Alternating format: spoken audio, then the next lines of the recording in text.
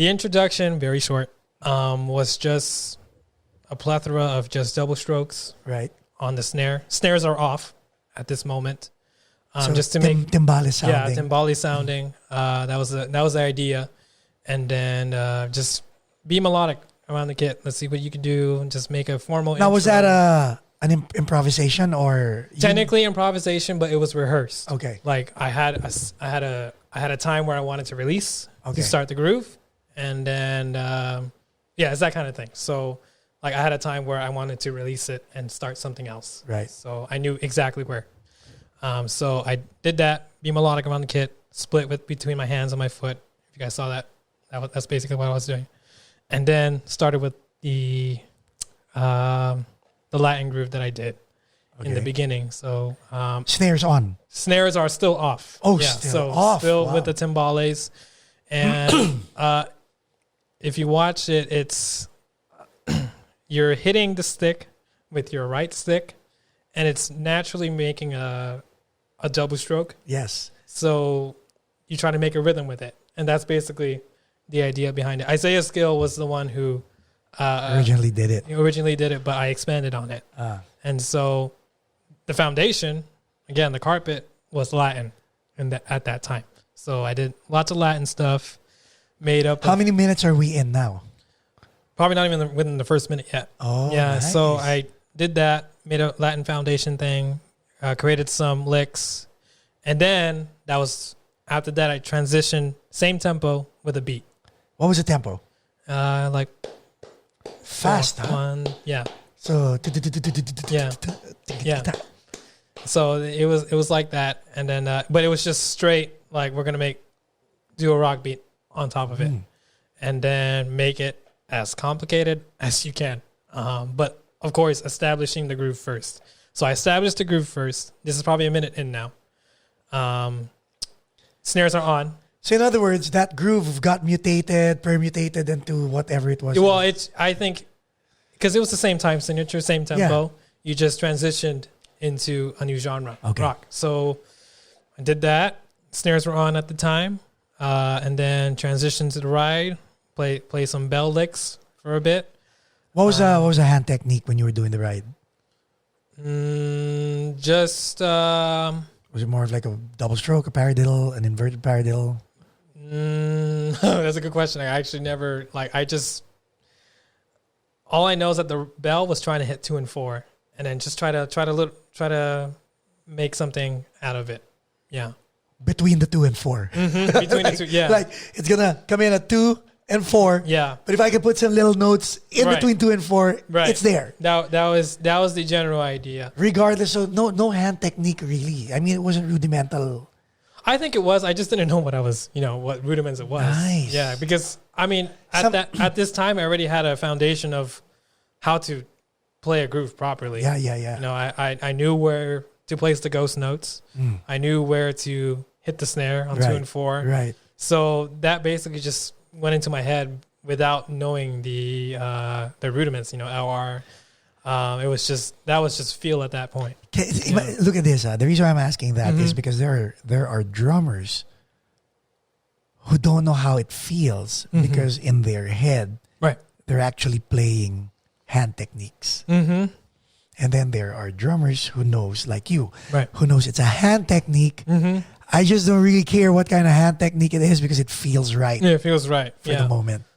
Yeah, that's correct. That's correct. And so that's but that's been natural for me ever since my times at high school. Remember, your uncle actually started you with the foundation of hugging mom and dad, which means ownership of the kit, appreciation for the kit and what it is you're doing, and dynamics. Yes. So you started out with a Latin beat, going into a rock groove, which probably got the people clapping. Yeah,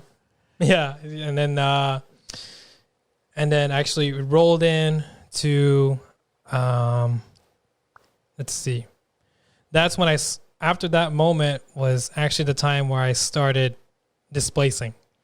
If you watch the Drum Channel interview, I think I linked it somewhere on my YouTube page, but it's there. What's really nice was Greg talked about my solo, Greg Bisonet. Yeah. And he noticed what I was doing. He understood exactly what I was doing. He's told me that I was displacing. But you knew you were displacing. But I was, yes. That was exactly the point. So I was playing like, I believe it's 3/4, I believe. It was this kind of thing. Yes. Yeah, so more of a dotted. One was doing a triplet, one was doing a dotted eight. Yeah. So it's dotted eighth kind of feel, and that was the idea that led into the second part of the solo, which was the shuffle. I yeah. So in other words, I transitioned. You know what? It's nice, huh? Mm-hmm. So rock beat is a 4/4 beat. Yes. Then you did more of like a polyrhythm 3/4, right? What? Yep. And then deleting the 4, going into a 6/8 kind of. It was more of a. Was it a fast shuffle or a slow? Slow. It was slow. Yeah, I would say. Yeah. That okay. So still 4/4. Yeah, still 4/4. Yes. But the superimposition of two time signatures allowed you to go into that. Yeah. So, and that was planned before Hollywood, I think, because when I did that, I was just like, wait, this works. This works. So we did shuffle. I did shuffle because I like jazz. I love jazz. So, so I did that just to establish shuffle. What really got the crowd going was my dynamics, I think, because I was very, very quiet. I was very, very quiet. And you were playing to the audience. Yeah. Yeah. And you were feeding off their feedback, right? Yeah. So, but there was this one part in the solo where it just got everyone out of their seats, I think. Where? It was, Which part was this? At the shuffle part. I was playing very quiet, like very, very quiet. And then all of a sudden, I hit the drums loud. And then they're like, whoa. You'll see it in the solo. You'll see it in the solo. You'll hear it. The crowd was like, damn. You know. At this point, did you know that you were in control? No. It was anyone's night. Yeah, because that's how much respect I had for all the competitors. All of them did a great job.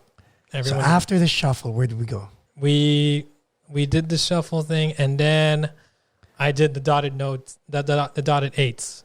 That was the idea. That's when Greg was like, you started displacing. So that's what I did. So on top of that,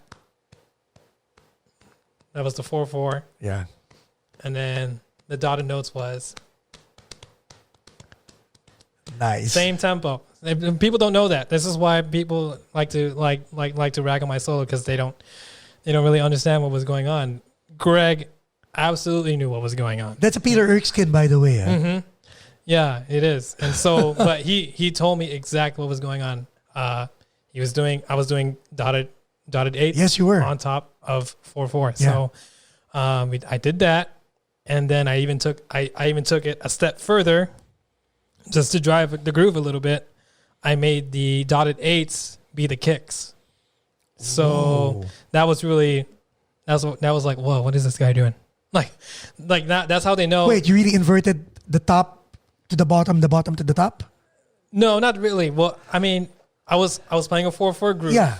4/4 shuffle technically, and then but the dotted eights was on my foot. Right. So that's when people were like, so if it was like this, it would be yes, and then I played. Yes. So that was the idea there. Yeah. So that's when like the polyrhythmic gurus, they were like, "Oh my God, you see what he's playing there? Y'all don't understand." Now, of course, to the average consumer, they're like, "What?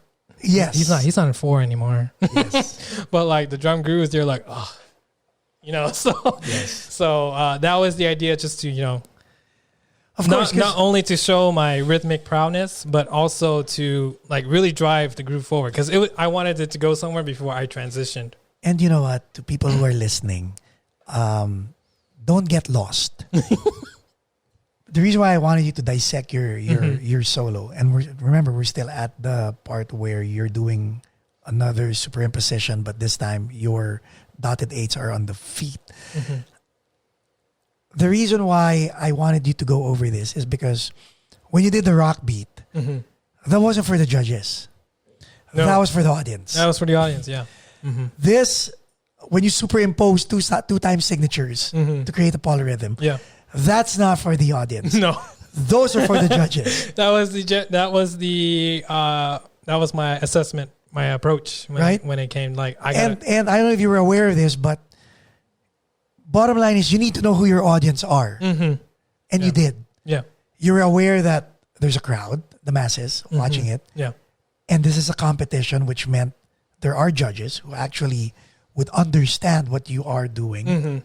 Yes. And you had to play to them too. And the reason why I'm making this emphasis is because other people might think when you're performing or when you're presenting, they ignore people in the audience because they don't know who their audience is. But in your case, you were fully aware. Oh yeah, who your audience? I was fully aware that my audience were, number one, they were full of drummers, but at the same time, general consumers. Exactly. Yeah, they're generally, because Sheila E. performed that night, right? So they were probably there just to see Sheila E. Right. So great, I don't care. Right, true though. Yeah, yeah. So, but you were full, the awareness is 100% there. Because when you said rock beat, I was like, play to the audience. Yeah, play to the audience. And then dynamic low, and then bam, audience reacts. Yep, playing to the audience. Yeah. And then polyrhythm there. Afterwards, what happened? Polyrhythm there, and then after driving the groove forward, we went into just a little bit of a hip hop groove that just ended the solo. Just to get the people going like that again. To bring it home.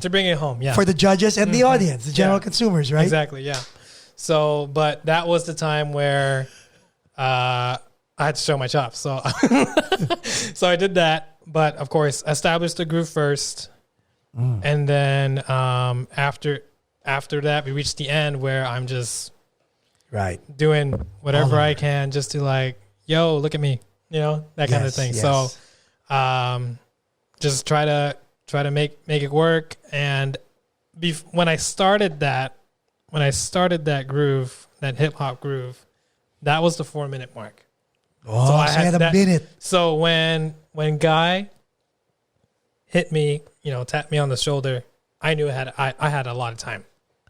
Yeah, because I rehearsed it so many times with my dad that I know when he's going to tap me. So, and it was around you were anticipating around that time he was going to tap you. Yeah, and he did, and I was just like, perfect. Nice. Yeah, so because that was in my head for a little bit while I was doing it. I know I was multitasking. I shouldn't be, but it was there just in case things go south. I had a backup plan.